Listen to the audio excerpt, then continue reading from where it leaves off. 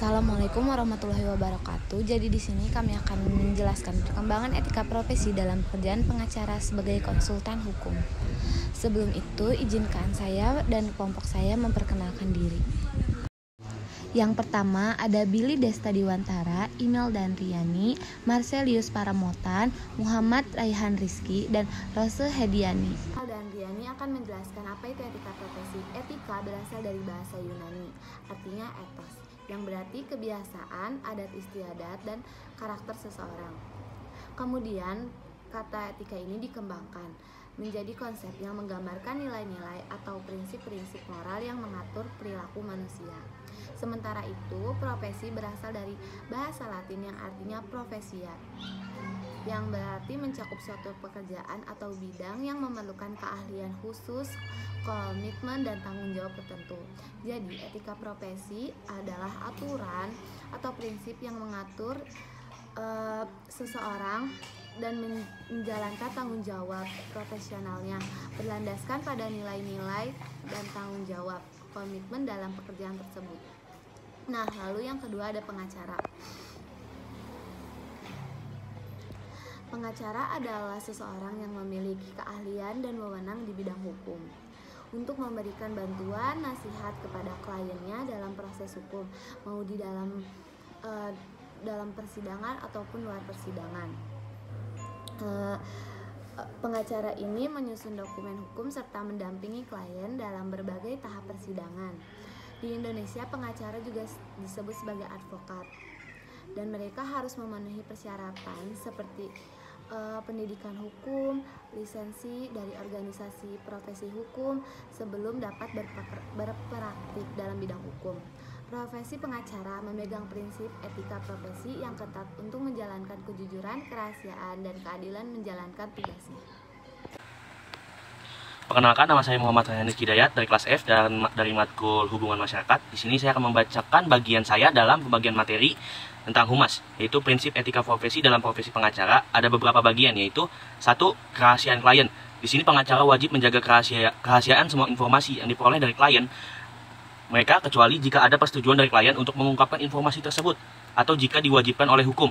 Kerahasiaan ini adalah salah satu pilar utama dalam hubungan antara pengacara dan klien. Dalam pasal 19 ayat 1 Undang-Undang Advokat dinyatakan bahwa advokat wajib merahasiakan segala sesuatu yang diketahui atau diperoleh dari kliennya karena hubungan profesinya, kecuali ditentukan lain oleh undang-undang.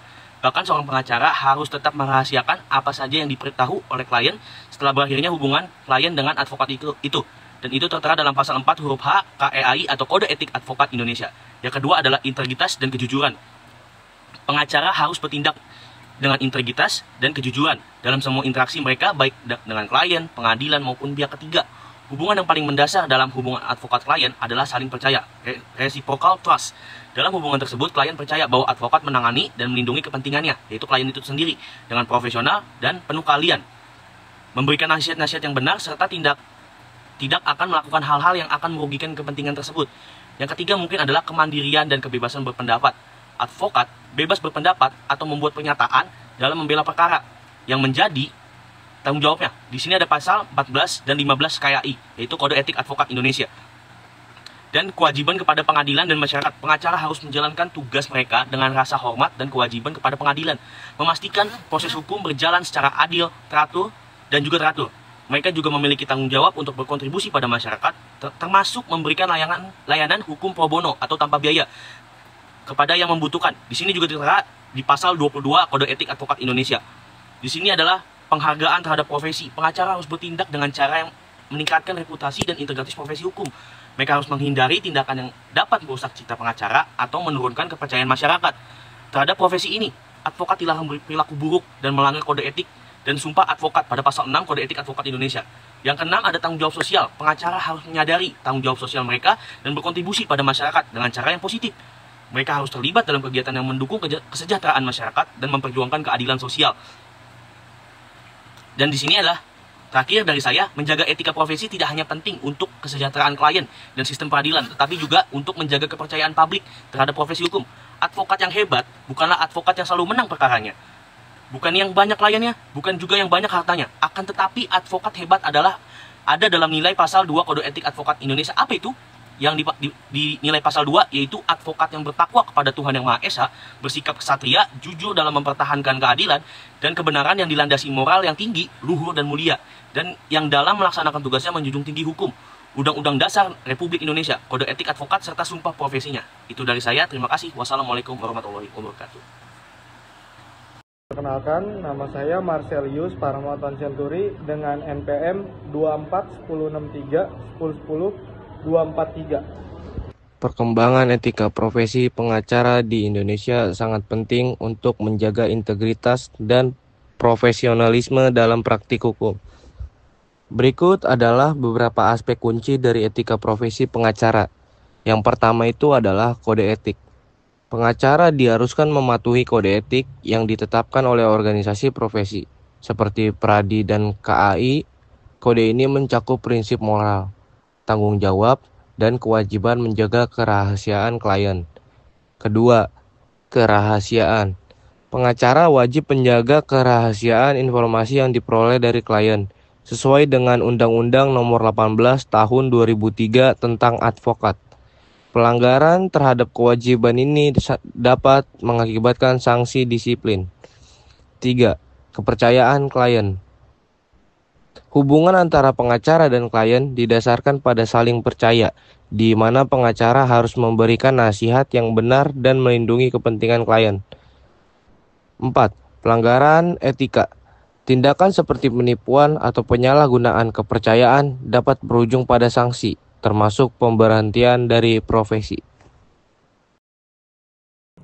Perkembangan etika profesi pengacara. Yang pertama ada kode etik.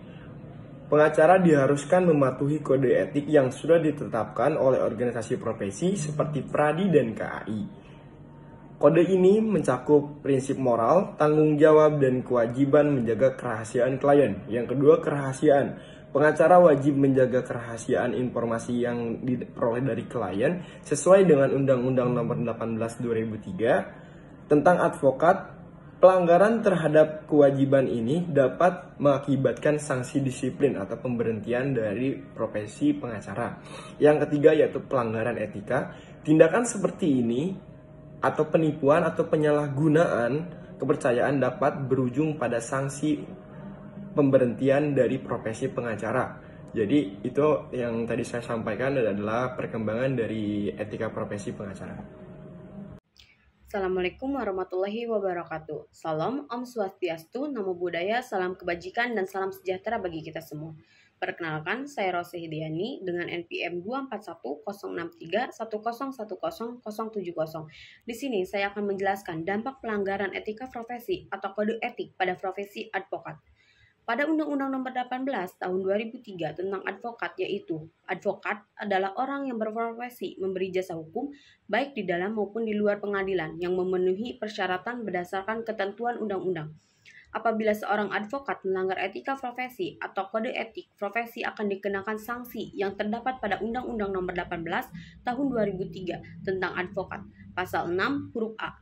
Advokat yang terbukti melanggar kode etik mendapat sanksi administratif yang tercantum pada pasal 16 ayat 1, yaitu A. Peringatan biasa, B. Peringatan keras, C. Pemberhentian sementara untuk waktu tertentu, dan D. Pemecatan dari keanggotaan organisasi profesi.